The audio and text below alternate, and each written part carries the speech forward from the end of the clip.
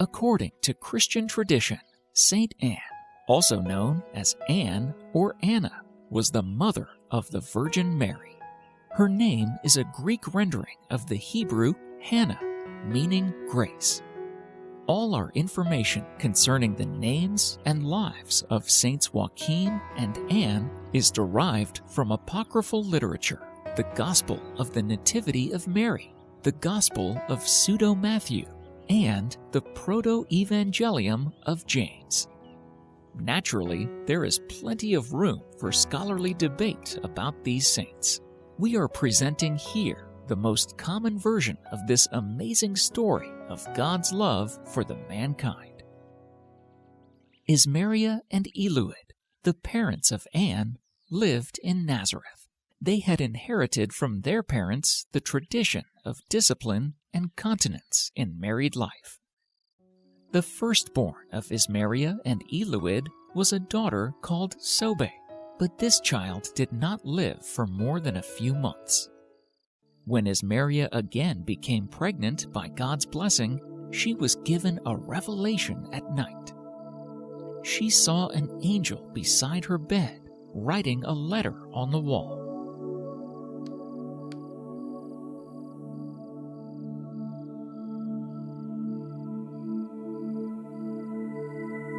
After 3 months, Ismaria gave birth to Saint Anne, who came into the world with that sign upon her body. At the age of 4, Anne went to live in the temple, remaining there for 12 years, returning to her parents at age 16. A year after this, Ismaria fell mortally ill. As she lay dying, she spoke to all her relations and presented Anne to them as the future mistress of the house. Then she spoke once more with Anne alone, telling her that she was a chosen vessel of grace, that she must marry and must seek counsel from the prophet on Mount Horeb.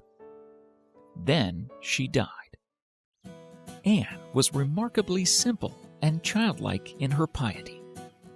She prayed fervently to God to obtain a good husband. The family of Joachim lived in Nazareth as well. They were very poor. Joachim was just and a holy man who had knowledge of many mysteries and holy scriptures. He was a humble man belonging to the line of King David. One day, while Anne was praying to God for a good husband, Joachim too prayed with the same request. The angel Gabriel was sent to announce this divine decree to both of them. To Anne, he appeared in visible form while she was engaged in fervent prayer. When she saw the angel, she was frightened at first. He told her to continue to pray for the coming Messiah and that it was God's will that she accept Joachim as her husband. To Joachim, the angel appeared in his sleep and told him to accept Anne as his wife.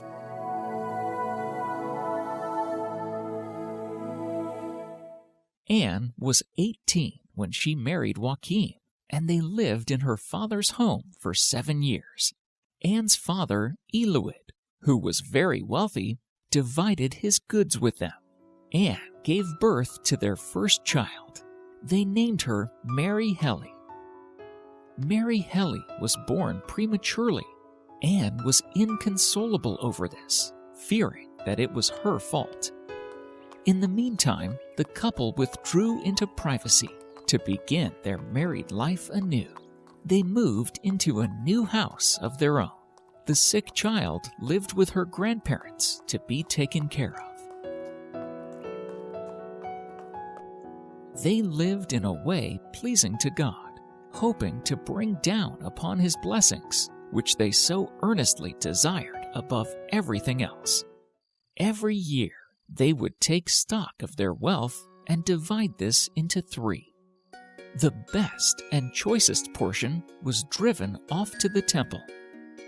The poor were given the next best one, and the least good they kept for themselves.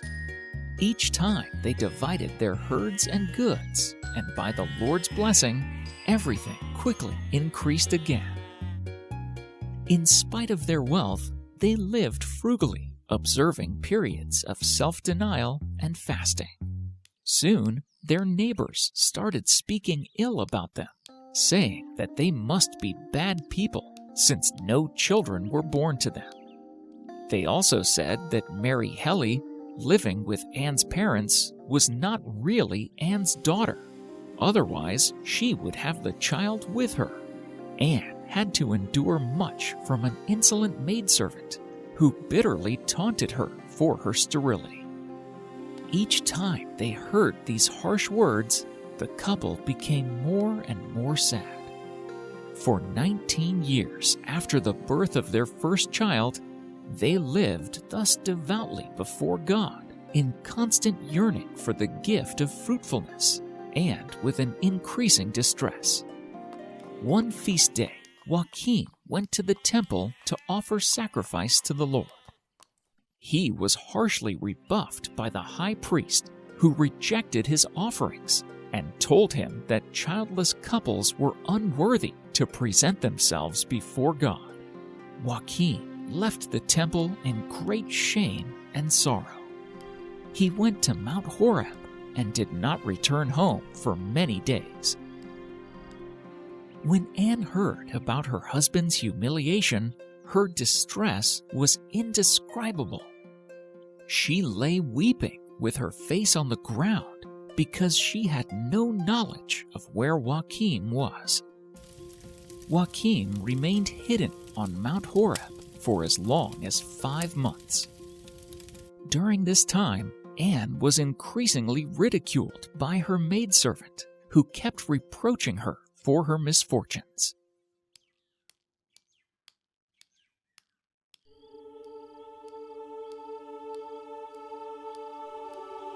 Anne prayed fervently to God not to separate her from Joachim. And lo, there appeared to her an angel of God. He seemed to step down before her from the top of the tree and spoke to her. He asked her to be of good heart, for the Lord had heard her prayer. She was to journey the next day to the temple with 2 maidservants, taking with her doves as a sacrifice. The angel also told her that she would meet Joachim under the Golden Gate.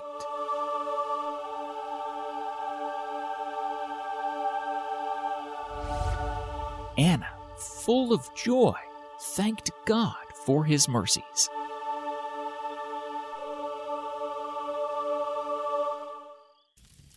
The angel then appeared to Joachim, who was praying at the time. He commanded Joachim to go to the temple the next day. Joachim was troubled and felt reluctant about going back there, but the angel assured him that the priest had been enlightened. Joachim arrived at the temple with a large herd of cattle the next day. He was surprised to see 2 high priests running towards him. They welcomed him into the temple, and his offerings were accepted. He was so happy, and he prayed in ecstasy all night. The angel appeared to him again and said, "Anne will conceive an immaculate child, from whom the Redeemer of the world will be born." The angel told him not to grieve over his sterility, as it was part of God's plan, and that what his wife was to conceive was to be the immaculate fruit of God's blessing upon him. Then the angel removed the treasure from the Ark of the Covenant and inserted it into Joachim's garment, and it entered his body. The angel then disappeared, upon which Joachim sank to the ground in an ecstasy as though paralyzed. The priests who re-entered the holy place found him radiant with joy. They lifted him up reverently and placed him outside in a seat generally used only by priests. When he had recovered, he was beaming with joy, Joachim later met Anne under the Golden Gate, as told by the angel.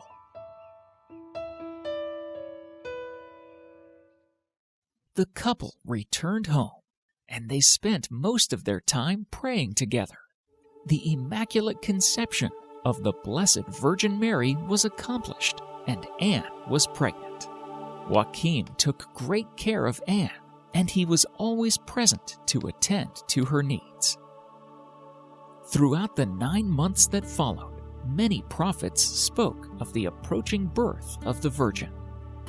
There were many signs and symbols concerning it. On the eve of Mary's birth, all nature rejoiced.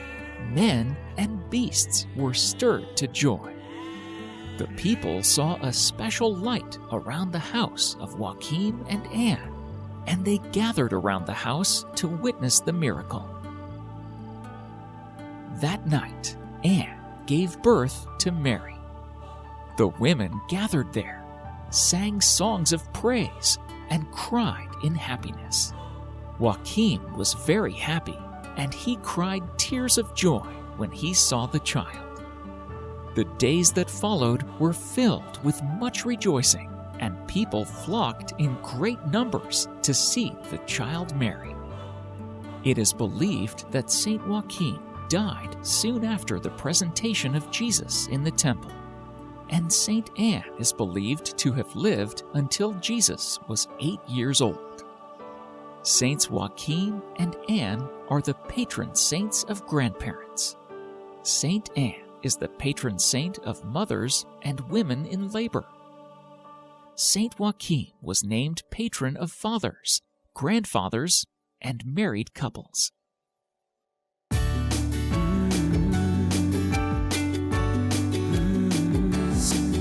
Sorry for interrupting the video. I am here to deliver a quick message. If you think our channel has given you $5 worth of knowledge, then can you take a moment to make a donation? Please don't skip the video. 99.8% of our viewers simply skip this, or many think they will donate later and forget. If you make a small donation now, then we can keep making good videos like this one. You can choose to support us through Patreon or make a one-time donation through PayPal. The links are given in the description box below. If you are one of our rare donors, we warmly thank you. You have shown the world access to good content matters to you. Thanks again, and God bless.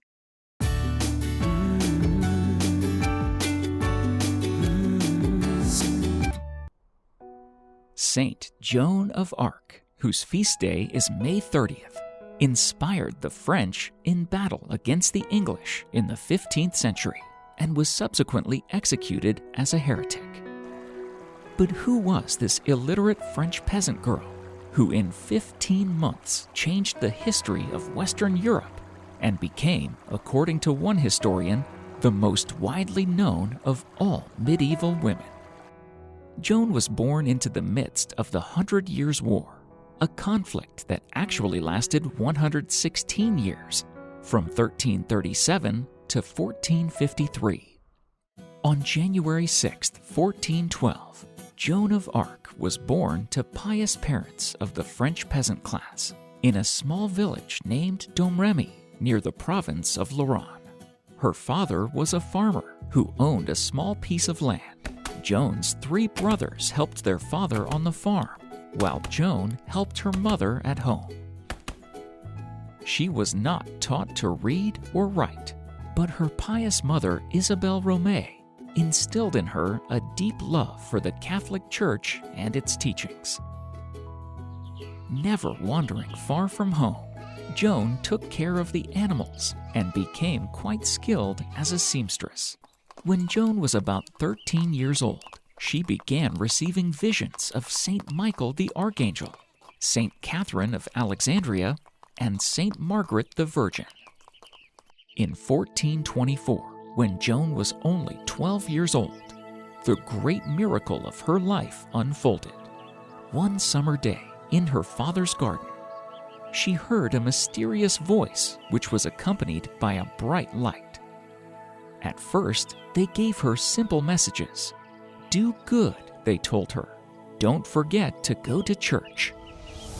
Slowly, Joan began to recognize them. One was the Archangel Michael, the leader of God's armies. And with him were Saint Margaret of Antioch and Saint Catherine of Alexandria. As she recognized them, their bodies began to change. Instead of just telling her to be good, they told her that she was destined to play a part in a vast drama. It was her job, they told her, to lead the French army against the English. I don't know anything about war. That doesn't matter, the voices told her. This is God's will. After their messages were delivered and the saints departed, Joan cried. They were so beautiful. As part of this divine mission, Joan took a vow of chastity. At the age of 16, after her father attempted to arrange a marriage for her, she successfully convinced him that she should not be forced to marry.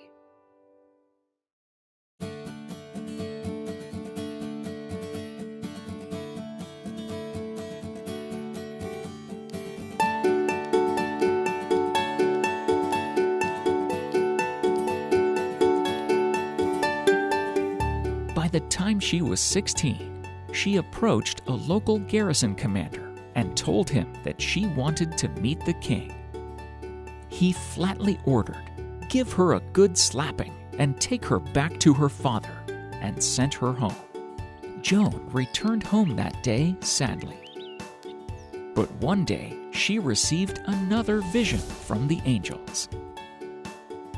The angel told her to visit the garrison once again and deliver the message that the French army would lose the Battle of Rouvray. The Battle of Rouvray was being fought far away, and everyone in France expected their army to win this. Nobody knew what had happened there yet, because the messengers from the battle hadn't arrived yet. The French have lost the Battle of Rouvray. You need to take me to the king. The garrison didn't trust Joan yet, and he waited for the messengers to arrive. The messengers arrived the next day. The battle at Rouvray had been a disaster for the French.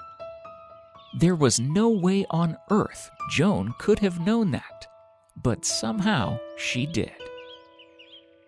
He concluded she had seen them losing by divine revelation, which caused him to believe her words. He gave her the permission to meet the King Charles. To reach the king's palace, Joan would have to travel through a hostile territory for many days. Garrison gave her a horse and 2 escorts to assist her in the journey. Joan cropped her hair and dressed in men's clothes for her 11-day journey across enemy territory to Chinon.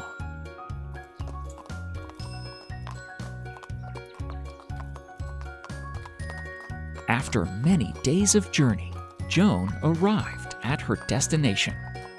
The king, Charles, wasn't eager to meet with this strange girl when she arrived. He kept Joan waiting for 2 days.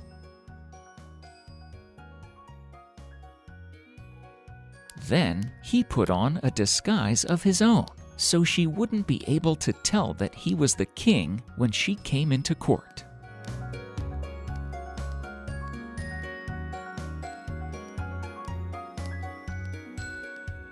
But despite the fact that the room was full of people and Charles wasn't dressed as a king, Joan walked right up to him. The two had a private conversation, during which, it is said, Joan revealed details of a solemn prayer Charles had made to God to save France. Still tentative, Charles had prominent theologians examine her. The clergymen reported they found nothing improper with Joan, only piety, chastity, and humility. Finally, Charles allowed the 17-year-old Joan of Arc to take part in the battle.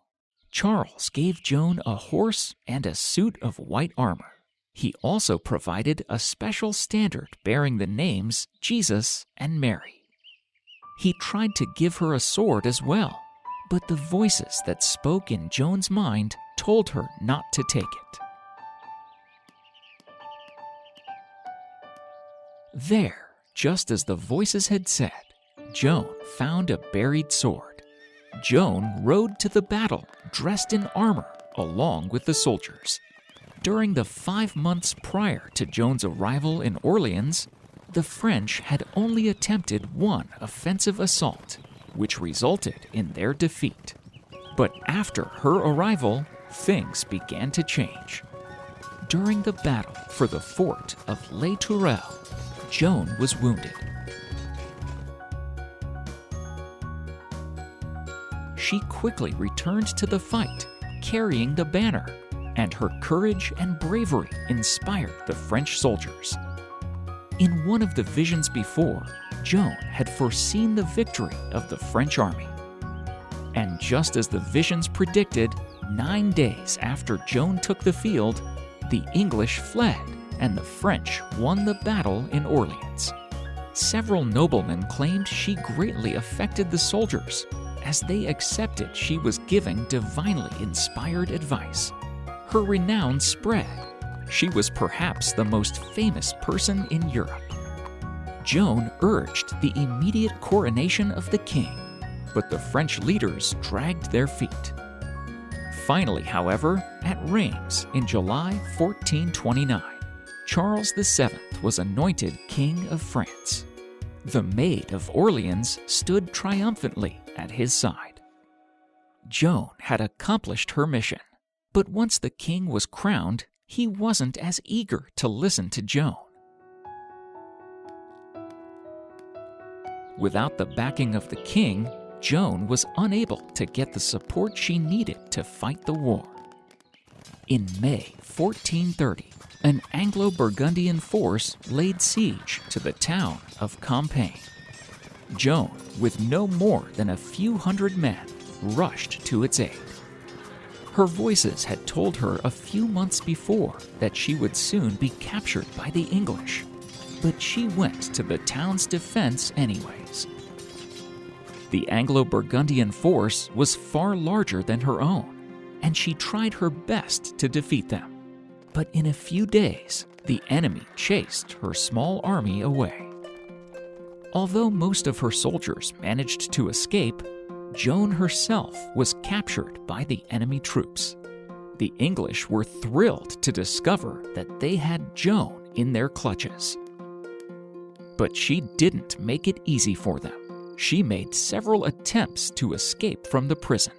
When they put her in a 70-foot tower, she jumped out of it.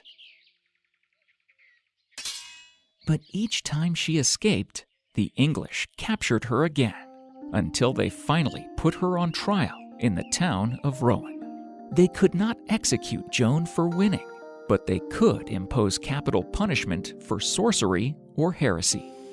For several months, she was chained in a cell in the castle at Rouen, where cruel guards constantly taunted her. In the meantime, King Charles VII did almost nothing to secure her release. At her trial, the church judges, who were English, tried to trick her with difficult theological questions. "Are you in God's grace?" they asked her. Joan couldn't say yes, because no one can claim that they know what God thinks. And she couldn't say no, because then she would condemn herself. If I'm not, may God put me there. And if I am, may God keep me there. Joan baffled them with her answers. But even after this, they condemned her to die at the stake. Joan was charged with heresy, witchcraft, and dressing like a man. Yes, that last charge alleged that Joan's cross-dressing violated divine law. The first time the soldiers led her out to be killed, Joan's courage failed in the public square.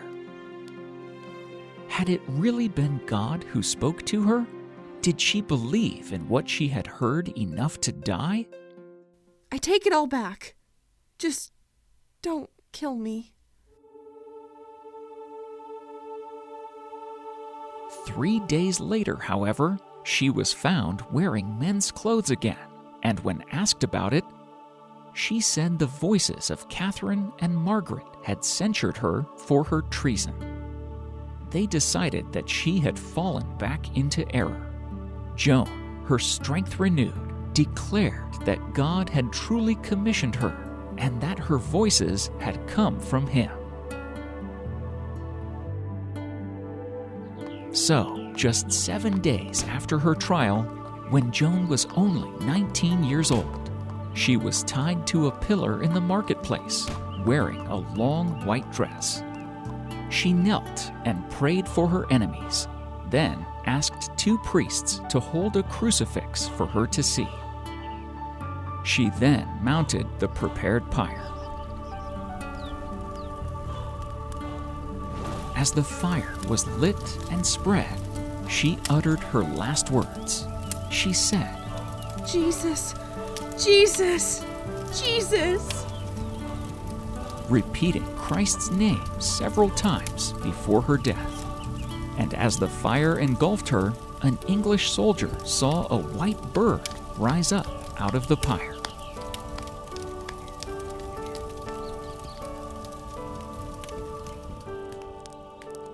Her ashes were scattered in the Seine River. The 100 Years' War would drag on, but Joan's martyrdom helped spur the French to eventually drive the English out of most of France. Charles VII, perhaps feeling some well-deserved guilt, procured a trial review years later that nullified Joan's guilty verdict. After 25 years, the Church Commission overturned the charges against her and declared her innocent. In 1920, Joan, remembered for her heroism and devotion far more than her military and political conquests, was canonized a saint by the Roman Catholic Church.